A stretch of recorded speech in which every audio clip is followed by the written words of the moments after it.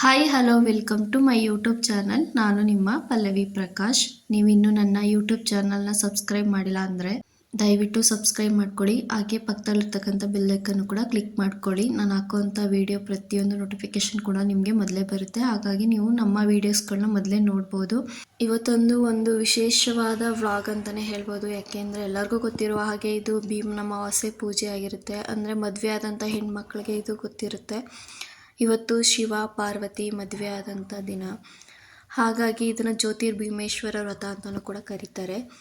ಹಾಗಾಗಿ ಮದುವೆ ಆಗಿರ್ತಕ್ಕಂಥ ಹೆಣ್ಮಕ್ಳು ಅವ್ರ ಗಂಡನ ಪಾದಕ್ಕೆ ಪೂಜೆ ಮಾಡೋದ್ರಿಂದ ಅವ್ರ ಗಂಡನಿಗೆ ಆಯಸ್ಸು, ಆರೋಗ್ಯ, ಅಭಿವೃದ್ಧಿ ಹೆಚ್ಚುತ್ತೆ ಮತ್ತು ಭೀಮನಷ್ಟು ಬಲನೂ ಕೂಡ ಸಿಗುತ್ತೆ ಅಂತಲೂ ಕೂಡ ಹೇಳ್ತಾರೆ. ನಮಗೆ ದೀರ್ಘ ಸುಮಂಗಲಿ ಆಗಿರ್ತಕ್ಕಂಥ ಭಾಗ್ಯನೂ ಕೂಡ ಸಿಗುತ್ತೆ ಈ ಪೂಜೆ ಮಾಡೋದ್ರಿಂದ. ಹಾಗಾಗಿ ನಾನು ಇವತ್ತು ಬೆಳಿಗ್ಗೆ 3 ಗಂಟೆಗೇ ಎದ್ದು, ನಾನು ಯಾವುದೇ ಹಬ್ಬ ಪೂಜೆ ದಿನಗಳಾದರೂ ಕೂಡ ನಾನು ಬೆಳಿಗ್ಗೆ 3 ಗಂಟೆಗೇ ಹೇಳ್ತೀನಿ. ಯಾಕೆಂದರೆ ಬ್ರಾಹ್ಮಿ ಮುಹೂರ್ತ ತುಂಬಾ ಶ್ರೇಷ್ಠವಾದದ್ದು. ನಾವು ಒಂದು ಮುಹೂರ್ತದಲ್ಲಿ ಏನೇ ಪೂಜೆ ಮಾಡೋದ್ರಿಂದ ನಮಗೆ ಒಂದು ಪ್ರತಿಫಲ ಸಿಗುತ್ತೆ ಅನ್ನೋ ಒಂದು ನಂಬಿಕೆ ನನಗೆ. ಸೊ ಹಾಗಾಗಿ ನಾನು ಬೆಳಿಗ್ಗೆ 3 ಗಂಟೆಗೆ ಎದ್ದು ಮನೆಯೆಲ್ಲ ಒರೆಸ್ಕೊಂಡು ದೇವ್ರ ಸಾಮಾನೆಲ್ಲ ತೊಳೆದು ಹಾಗೆ ಪೂಜೆ ಮಾಡಿಕೊಂಡೆ ನಾನು ದೇವ್ರಿಗೆ. ಬ್ರಾಹ್ಮಿ ಮುಹೂರ್ತದಲ್ಲಿ ಇವತ್ತು ಬ್ರಾಹ್ಮಿ ಮುಹೂರ್ತ ಇದ್ದಿದ್ದು 4:15 ಇತ್ತು. ಹಾಗಾಗಿ ನಾನು ಬ್ರಾಹ್ಮಿ ಮುಹೂರ್ತದಲ್ಲಿ ಪೂಜೆ ಮಾಡಿ ದೇವ್ರಿಗೆ ನೈವೇದ್ಯ ಸಜ್ಜಿಗೆಯನ್ನು ಕೂಡ ಮಾಡ್ಕೊಂಡಿದ್ದೆ. ದೇವ್ರ ಪೂಜೆ ಮಾಡಿದ ನಂತರ ನಾನಿಲ್ಲಿ ನಮ್ಮ ಯಜಮಾನ್ರಿಗೆ ಪಾದ ಪೂಜೆ ಮಾಡ್ತಾಯಿದ್ದೀನಿ.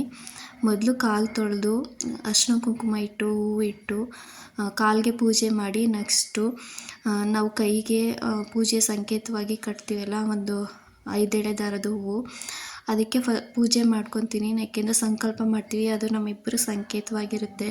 ಹಾಗಾಗಿ ನಮ್ಮಿಬ್ಬರು ಬಂದ ಬಿಕ್ಕಿಯಾಗಿರಲಪ್ಪ ಅಂತೇಳಿ ಸಂಕಲ್ಪ ಮಾಡಿ ಪೂಜೆ ಮಾಡಿ ನಾವು ಒಬ್ರಿಗೊಬ್ರು ಕೈ ಕಟ್ಕೊತೀವಿ.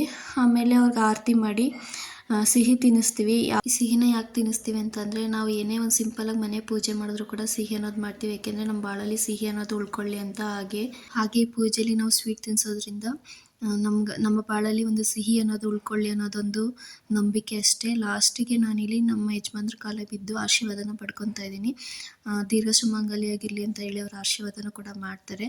ಸೊ ಈ ಪೂಜೆ ಎಲ್ಲ ಮುಗೀತು. ನಾವು ಇವತ್ತು ಮಾರುತಿ ಉಕ್ಕಡಮ್ಮ ದೇವಸ್ಥಾನಕ್ಕೆ ಹೋಗೋಣ ಅಂತ ಹೇಳ್ಬಿಟ್ಟು ಮೆಜೆಸ್ಟಿಕ್ಕಿಂದ ಟ್ರೈನಲ್ಲಿ ಬಂದು ಪಾಂಡುಪುರದಲ್ಲಿ ಇಳ್ಕೊಂಡ್ವಿ. ಅಲ್ಲಿಂದ ಆಟೋದಲ್ಲಿ ತಂದು ಬಿಡ್ತಾರೆ. ಒಬ್ಬೊಬ್ಬರಿಗೆ 20 ರೂಪಾಯಿ. ಇಲ್ಲೆಲ್ಲ ತಡೆ ಹೊಡೆಯೋದಕ್ಕೇ ಫೇಮಸ್ಸು. ಇಲ್ಲಿ ಹರಿಯ ನೀರಲ್ಲಿ ತಡೆನೂ ಕೂಡ ಹೊಡಿತಾರೆ. ಹಾಗೆ ಒಳಗಡೆ ದೇವಸ್ಥಾನದ ಹತ್ರನೂ ಕೂಡ ತಡೆ ಹೊಡಿತಾರೆ. ಅಂದರೆ ಅದು ಕೊಳದಲ್ಲೇ ಹೊಡಿತಾರೆ, ಇದು ಹರಿಯ ನೀರಲ್ಲೂ ಕೂಡ ಹೊಡಿತಾರೆ.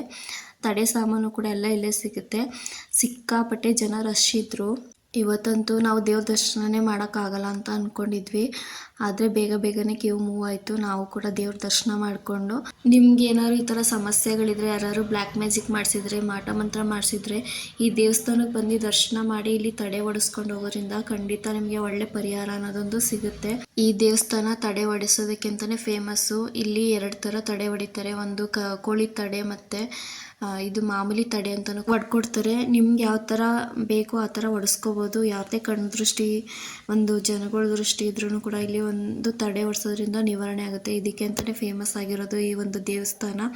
ಇಲ್ಲೆಲ್ಲರೂ ಕೂಡ ಬರ್ತಾರೆ. ಎಲ್ಲ ಸುತ್ತಮುತ್ತ ಹಳ್ಳಿಯಿಂದನೂ ತುಂಬ ದೂರದಿಂದನೂ ಕೂಡ ಬರ್ತಾರೆ ಈ ದೇವಸ್ಥಾನಕ್ಕೆ. ನಾವು ಕೂಡ ದರ್ಶನ ಮುಗಿಸ್ಕೊಂಡು ಇವಾಗ ಹೊರಡ್ತಾ ಇದ್ದೀವಿ. ಈ ವಿಡಿಯೋ ಇಷ್ಟ ಆದರೆ ಲೈಕ್ ಮಾಡಿ, ಶೇರ್ ಮಾಡಿ, ಸಪೋರ್ಟ್ ಮಾಡಿ. ನನ್ನ ಯೂಟ್ಯೂಬ್ ಚಾನಲ್ನ ಸಬ್ಸ್ಕ್ರೈಬ್ ಮಾಡಿ.